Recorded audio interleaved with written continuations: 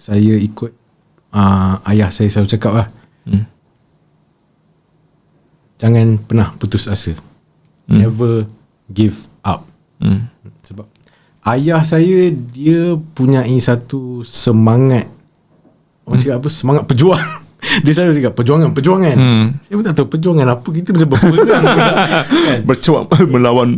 Tapi dia selalu sebut tu perjuangan.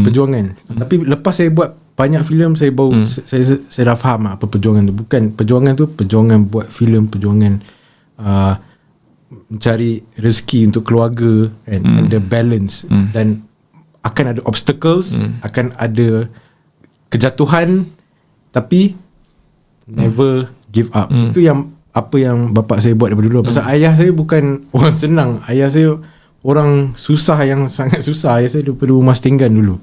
So tapi dia boleh sampai ke tahap sekarang because dia tak pernah give up lah. Dan saya ambil lah benda tu. Prinsip saya, never give up. Walau apa jadi sekalipun, selagi hayat di kandung badan, teruskan berjuang, buat yang terbaik.